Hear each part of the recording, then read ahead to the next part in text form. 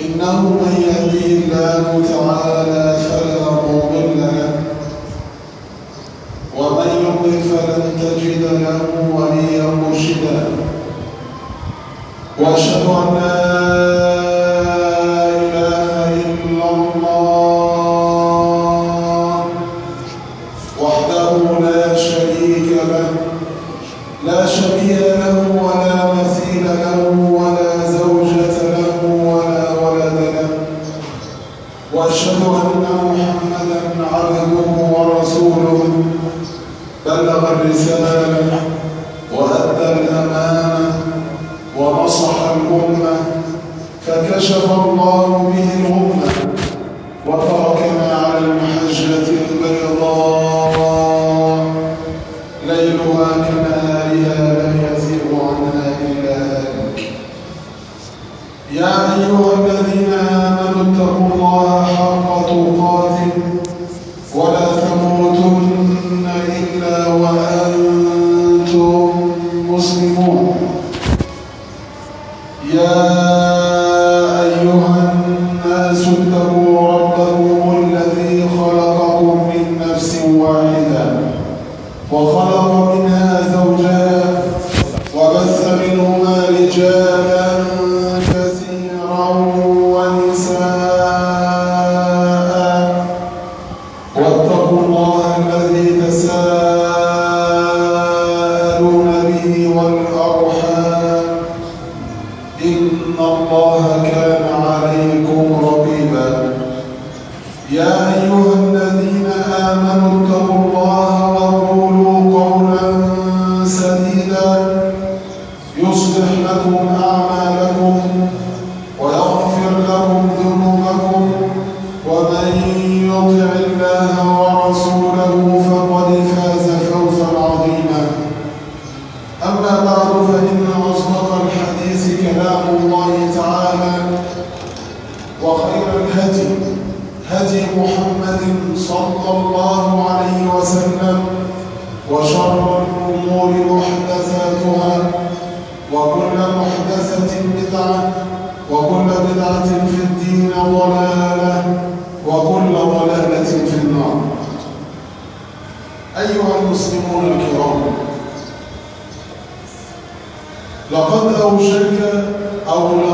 أوشكنا على دخول رمضان، ومن المعتاد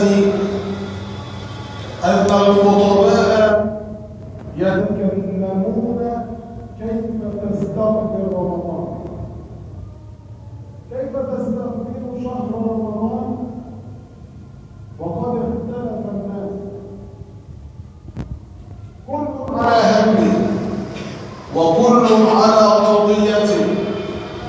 فمن الناس من يستقبل رمضان ويسعى جاهدا أن يستقبله بالطعام والشراب ويحمل هم هذا الشهر. لماذا؟ وكأنه يدخل على شهر من الشهور النجاح، يحمل هم الطعام ويحمل هم الشراب والفواكه وما شابه ذلك. ومن الناس من يستقبل رمضان بألوان الزينة وما شابه ذلك، واختلف الناس على أشكالهم وعلى ألوانهم. أما هؤلاء السلف الصالح كانوا يستقبلون رمضان بالطاعات. فقال أحدهم: كنا نودع رمضان بعد رمضان ب6 أشهر، وكنا نستقبل رمضان قبل رمضان ب6 أشهر. رب اشرح لي صدري ويسر لي أمري واحلل عقدة من لساني يفقهوا قولي. ربنا افتح بيننا وبين قومنا بالحق وأنت خير الفاتحين. سبحانك لا علم لنا إلا ما علمتنا إنك أنت العليم الحكيم. كيف تستقبل رمضان؟ نستقبل رمضان بتقوى العزيز الغفار. التقوى حينما أشار النبي صلى الله عليه وسلم إلى صدره وقال التقوى ها هنا، التقوى ها هنا، التقوى ها هنا. أقول لك يا عبد الله، حينما مضى رمضان في العام الماضي، هل ازددت بعد رمضان؟ كيف أثر فيك رمضان الماضي لتستقبل رمضان اليوم بطاعة الله عز وجل وبتقوى الله؟ التقوى عباد الله، التقوى قال الله عز وجل محذرا الناس جميعا، مسلم وغير المسلم، الجن والإنس. قال تعالى: يا أيها الناس اتقوا ربكم إن زلزلة الساعة شيء عظيم. هذه تقوى عامة للناس أن يخافوا من الله عز وجل. وبعد هذا خص الله عز وجل هذا النداء وهذه التقوى، فقال تعالى: يا أيها الذين آمنوا اتقوا الله حق تقاته. ثم يخص الله النداء من الناس والمؤمنين إلى النبي صلى الله عليه وسلم، فقال تعالى: يا أيها النبي اتق الله ولا تطع الكافرين والمنافقين. نعم عباد الله، التقوى. إذا ما هي التقوى؟ التقوى يقول عبد الله بن مسعود رضي الله تعالى عنه: التقوى أن يذكر الله فلا ينسى. أريد منك أن تتأمل في هذه التعريفات. قد يكون سمعها البعض كثيرا ومرارا وتكرارا، ولكن سمعتها من الأذن فقط. أن يذكر الله فلا ينسى، وأن يطاع الله فلا يعصى، وأن يشكر الله فلا يكفر. أقول لك يا عبد الله، حينما ذكرت الله عز وجل في نفسك، هل ذكرت الله في حياتك جلها؟ أن يذكر الله فلا ينسى. هذا الذكر البعض يظن أن الذكر يقتصر على سبحان الله والحمد لله ولا إله إلا الله والله أكبر ولا حول ولا قوة إلا بالله. لا يا عبد الله، صلاتك في البيت من بيوت الله عز وجل ذكر لله عز وجل. دخولك إلى المسجد وأنت تقول الدعاء، والخروج من المسجد وأنت تقول الدعاء ذكر لله عز وجل. دخولك إلى بيتك وأنت تقول الأذكار: بسم الله، السلام عليكم ورحمة الله وبركاته، ذكر لله عز وجل. خروجك من البيت وأنت تقول بسم الله، توكلت على الله ولا حول ولا قوة إلا بالله، هذا ذكر لله عز وجل. جلوسك إلى الطعام وأنت تذكر الله. وإذا أردت أن تشرب والتزمت بالسنة وأنت تذكر الله عز وجل. اتيانك للزوجة وأنت تقول الأذكار الصباح والمساء وأنت تصلي بالليل، فحياتك كلها تكون ذكر لله عز وجل. أن يذكر الله فلا ينسى. هل ذكرت الله عز وجل حتى لا تنسى الله؟ وأن يشكر الله فلا يكفر. هل شكرت الله عز وجل في السراء والضراء؟ هل أطعت الله عز وجل طاعة مطلقة؟ طاعة مطلقة فلا تعصي الله عز وجل. نعم يا عباد الله. ويقول طلق بن حبيب رحمه الله تعالى: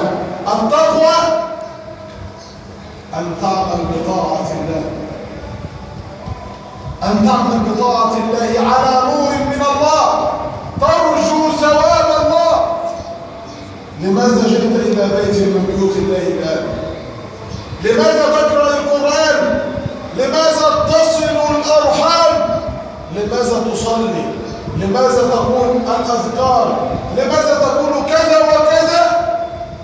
أن تعمل بطاعة الله عز وجل على نور من الله، على الكتاب والسنة، بفهم سلف الأمة الصحابة أصحاب النبي صلى الله عليه وسلم، على نور من الله ترجو ثواب الله، وأن تبتعد عن معصية الله أيضا على نور من الله.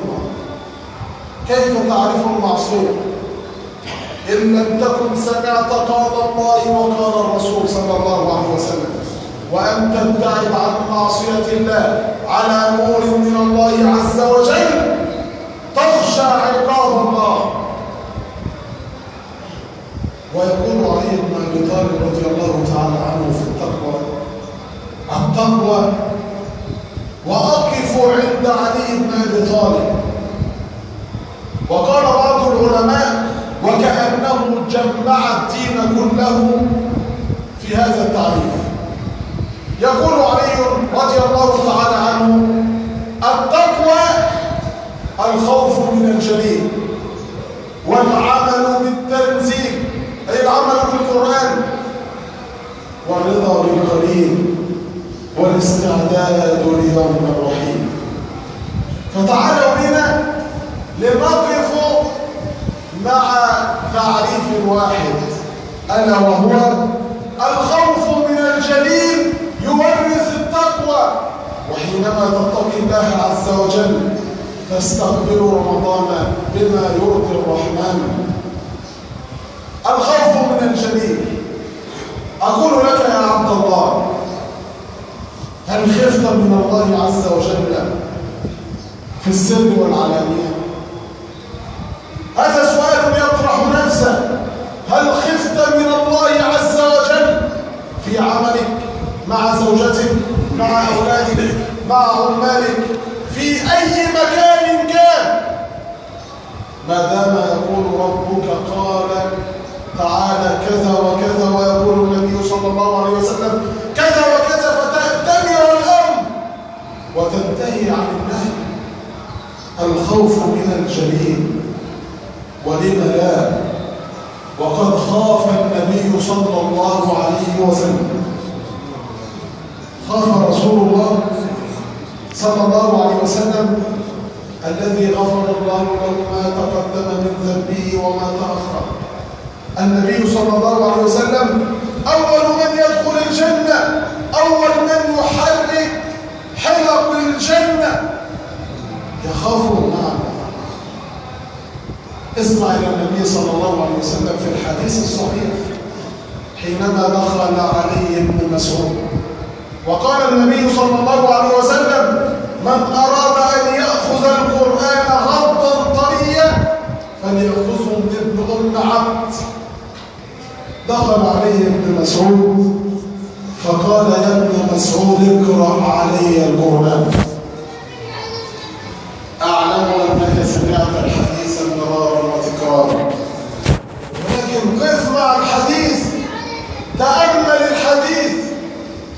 قال: يا ابن مسعود اقرأ علي.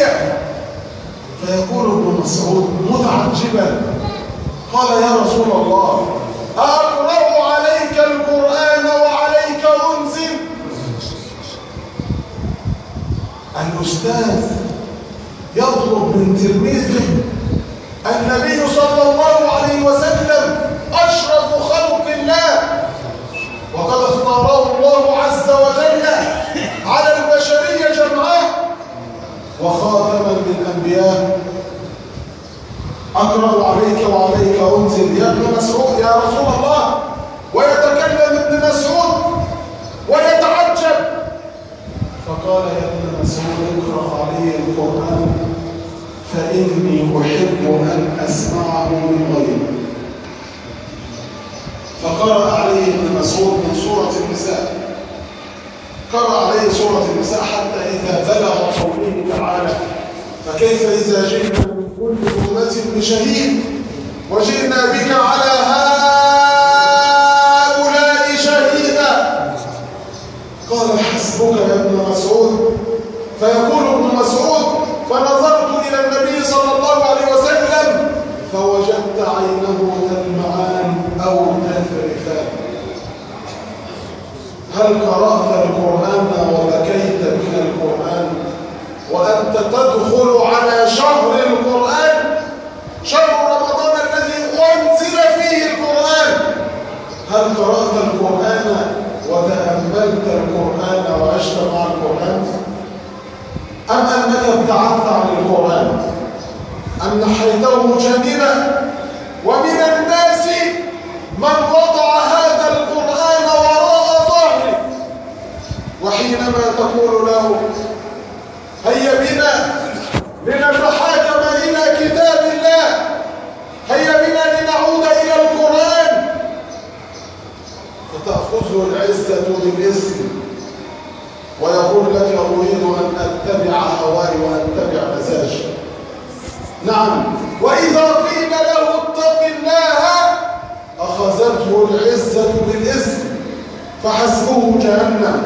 نعم يا عباد الله، النبي صلى الله عليه وسلم يطلب من صحابي جليل تلميذ للنبي صلى الله عليه وسلم، والقرآن قد نزل على قلب النبي صلى الله عليه وسلم وسمعه من جبريل عليه السلام، ومع ذلك يريد أن يسمعه من غيره.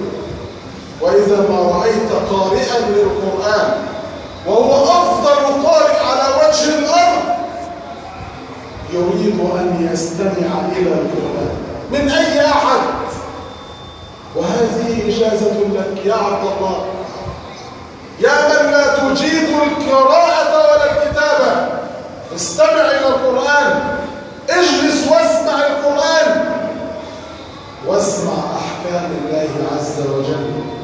قال يا ابن مسعود اقرأ علي القرآن، فقرأ ابن مسعود عليه القرآن وبكى النبي صلى الله عليه وسلم. أما تتأثر بالنبي صلى الله عليه وسلم؟ يبكي رسول الله، نعم، ويتفاعل مع القرآن ويتأثر من القرآن ويبكي من القرآن.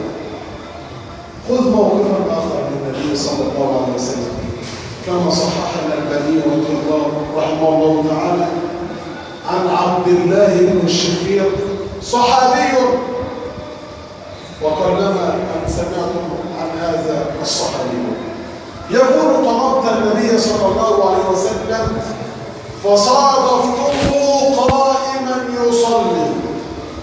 دون احتجت النبي صلى الله عليه وسلم فبحثت عنه فوجدته قائما يصلي ويبكي، وببكائه أزيزا كأزيز الدرجة.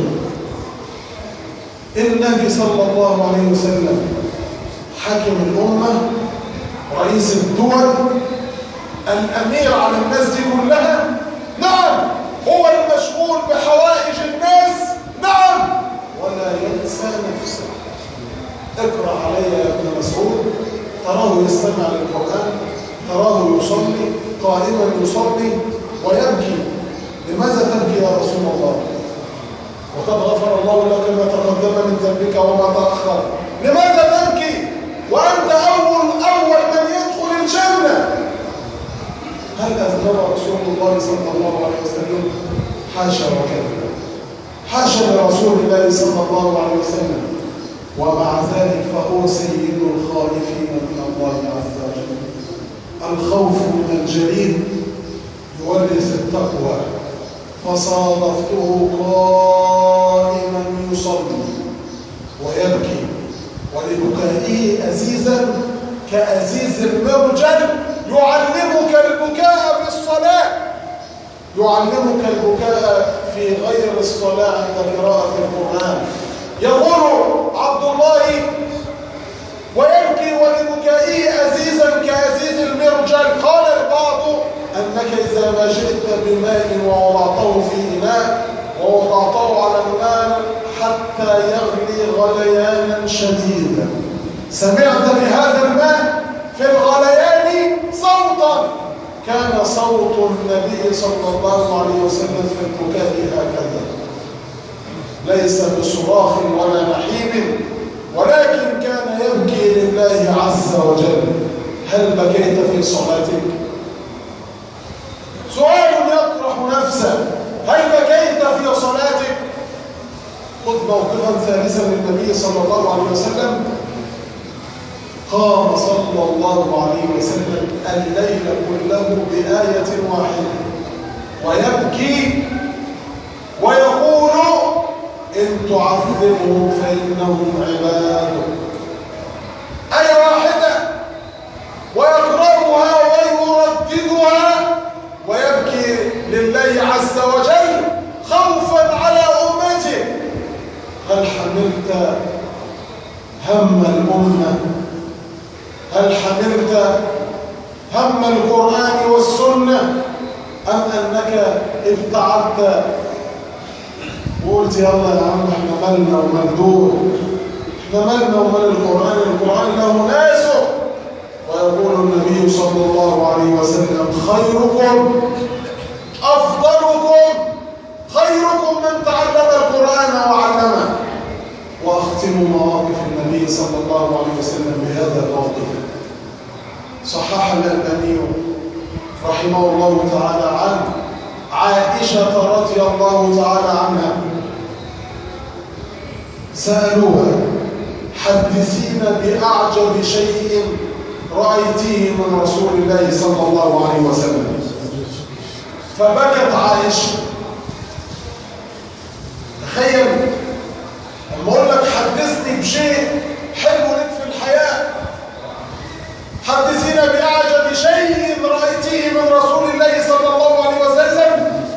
بكت وقالت دخل علي رسول الله صلى الله عليه وسلم ذات ليلة وكانت ليلتي سمعته كثيرا، واليوم أريد منك أن تتأمل هذا العجب في هذا الحديث.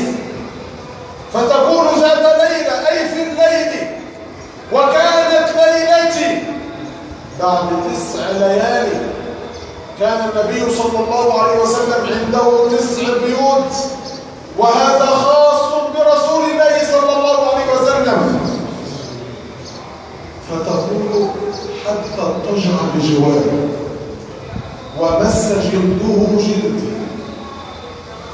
فقال يا عائشة أتذريني أن أتعبد لربي؟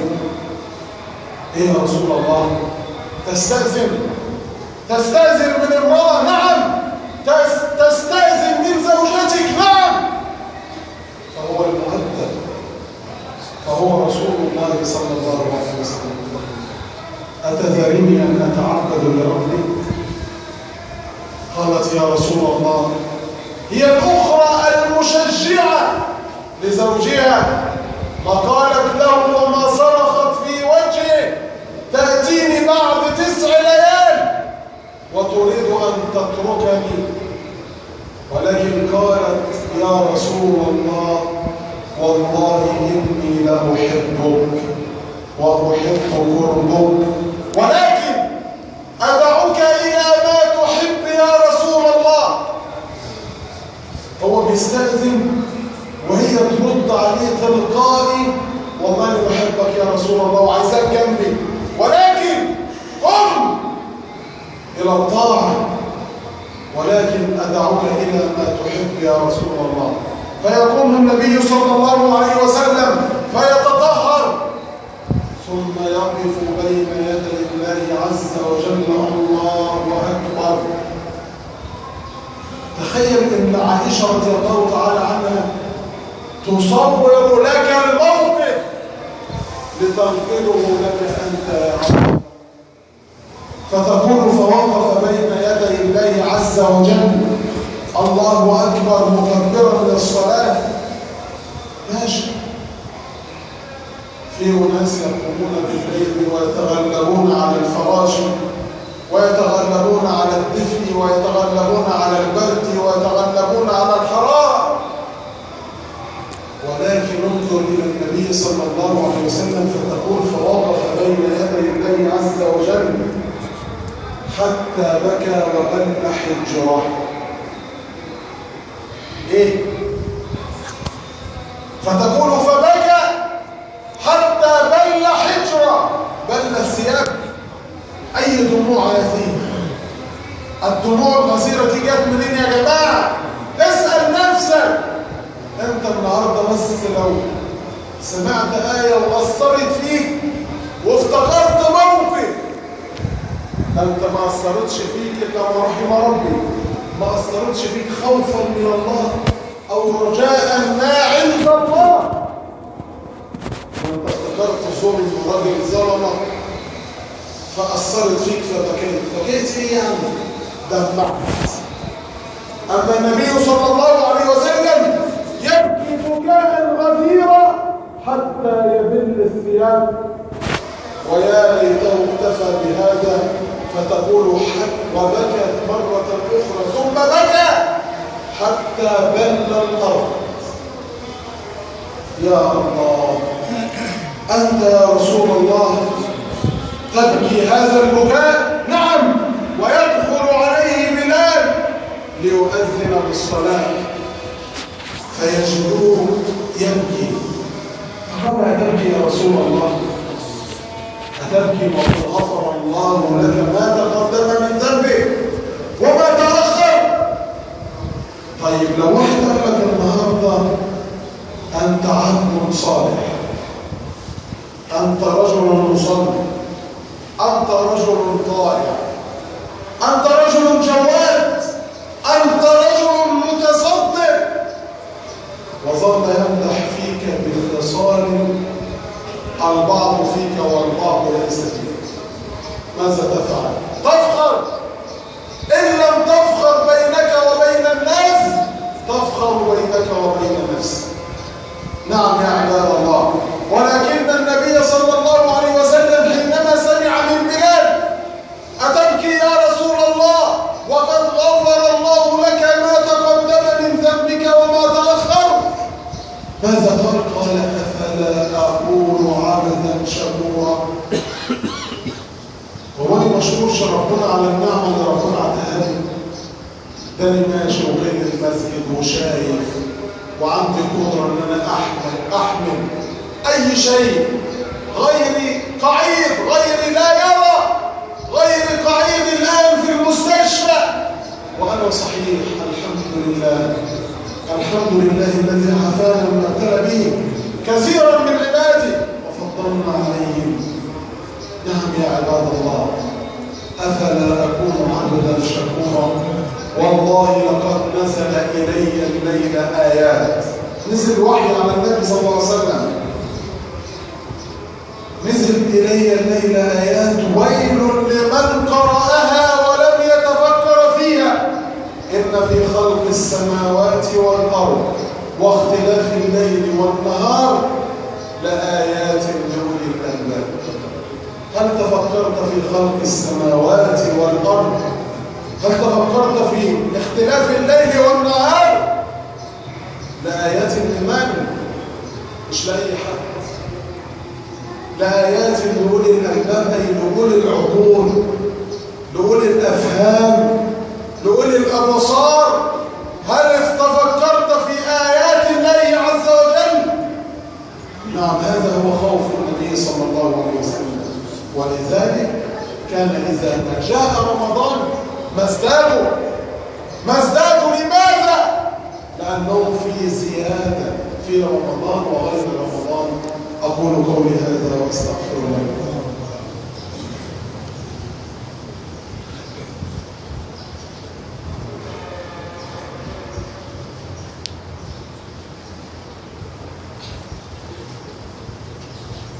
إن الحمد لله نحمده ونستعينه ونستهديه ونستغفره ونعوذ بالله تعالى من شرور أنفسنا ومن سيئات أعمالنا، وأشهد أن لا إله إلا الله وحده لا شريك له، وأشهد أن محمدا عبده ورسوله، أما بعد.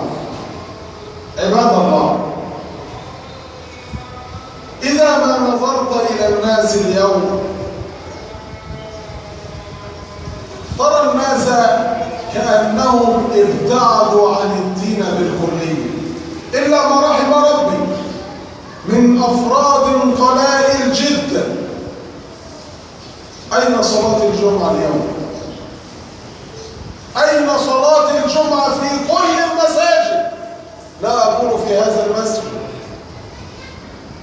البعض يأتي متأخرا، والبعض يقول لك اما يقيم يا عم الشيخ، والبعض يجي في الخطبة الثانية، وبعض الناس تراهم يبتاعون ويشترون في الأسواق وفي المحلات، وكأنك إذا ما نظرت إلى هذا الرجل كأنه بعيد كل البعد عن الإسلام. إيه يا عم الحاج مش هتصلي؟ يقول لك ادعي لنا يا عم الشيخ، بس ادعي لنا يا عم الحاج، هيا بنا إلى الصلاة. يقول لك يبقى خدني على جناحك يا عم الشيخ. يبتاع ويشتري، بل ويغش في الأسواق ويطفف الميزان ويصرف الناس، وكأن هذا ليس بمسلم حينما تراه تاركا للصلاة، تاركا لشعائر الله عز وجل. كان زمان من البديهة ان انت لما تلاقي واحد ما بيصليش خلاص ده ليس بمسلم، ليس عليه الصلاة. اما اليوم اذا ما نزلت في اي بلد فيها سوق يوم الجمعة كأن هذه الصلاة لا تخصنا من قريب ولا من بعيد، ويسمع المؤذن حي على الصلاة، حي على الفلاح، ولا هو هم ولا حياة لمن تنادي. طب يا جماعة الإسلام ينتصر بهذا؟ والبعض يقول لك يا عم صلى ايه ده انتوا رجعتونا لورا. مين اللي رجعك لورا؟ يقول لك المشايخ دي رجعتنا لورا. انت بتصلي للمشايخ؟ انت تصلي للمشايخ؟ انت تصلي للعلماء؟ انت تصلي للامراء؟ انت تصلي للرؤساء؟ لماذا تصلي؟ وهو ابو بكر الصديق قد أصل الأمر بعد وفاة النبي صلى الله عليه وسلم، حينما قال عمر والله رسول الله ما مات، والله من قال أن رسول الله مات ضربت عنقه بسيفي هذا. رسول الله ما مات، بل ذهب إلى ميقات ربه كما ذهب موسى بن عمران، ثم يعود مرة أخرى ليقطع أيدي وأرجل المنافقين قد زعموا أن رسول الله قد مات. انظر إلى أبو بكر الصديق. وأقول لكم أيها الناس في كل زمان ومكان رجال يثبتهم الله عز وجل لهذا الدين. فجاء أبو بكر وحمد الله وأثنى عليه وصلى على رسوله، ثم قال أيها الناس من كان يعبد محمدا فإن محمدا قد مات، ومن كان يعبد الله فإن الله حي لا يموت. هل تصلي من أجل شيخ من الأشياخ أم عالم من العلماء أو رئيس من الرؤساء؟ أنت تعبد الله عز وجل. لماذا؟ لله عز وجل. وما محمد إلا رسول قد خلت من قبله الرسل أفإن مات محمد صلى الله عليه وسلم انقلبتم على أعقابكم، ومن ينقلب على عقبيه فلن يضر الله شيئا. يا تارك الصلاة، يا تارك الصيام في رمضان، وتدخل في رمضان في الأسرار، والناس يشربون السجار ويشربون الشاي علانية، وكأن هذا الرجل قد انسلخ من دينه، وكأنه ليس بمسلم وما نزل عليه الصيام، ويشعر بالمعصية. نعم، وسيجزي الله الشاكرين، سيجزي الله هؤلاء المصلون المتصدقون المطبقون لإسلامنا. نعم يا عباد الله، أين نحن من التعليمات الإسلامية؟ لماذا تركت الصلاة يا تارك الصلاة؟ لماذا تركت الصلاة؟ يقول لك أصل المشايخ دول بالهم طويل، ده بيطول، ده بيقصر، ده بيفعل. يا أخي اتق الله وصلي، صلي في أي مسجد شئت، ولكن صلي، لا تترك الصلاة. هو أنت تركت الصلاة وتركت الإسلام من أجل واحد أنت زعلان منه؟ أنت تركت الصلاة وتركت الإسلام علشان شيء في نفسك؟ أما تحققت؟ أما تبينت؟ أما تحققت أم أنك تسمع وتترك وتفعل وتتكلم؟ لا يا عباد الله، ندخل على شهر كريم، ندخل على شهر كريم، شهر المفترض كما يقال العامة أو كما يقول العامة. تستقبله بماذا؟ تستقبله بترك الصلاة؟ تستقبله بالتطفيف في الميزان؟ لا، بتقوى الله. الخوف من الجليل، والخوف يورث التقوى. ها هو أبو بكر الصديق حينما مات النبي صلى الله عليه وسلم واجتمعت الصحابة على من يتولى الأمر، واجتمعوا على أبو بكر الصديق، ويتولى الأمر أبو بكر الصديق 2 و6 أشهر، وينام هو الآخر على فراش موته، ويدخل عليه أصحابه. انظر إلى تقوى الله عز وجل. هل نستدعي لك طبيبا؟ ما انتش عايز طبيب من أفضل الأطباء ومن أي مكان شئت، فهو كان يمتلك ثلث العالم، 3 أثلاث العالم، فقال لقد نظر إلي الطبيب.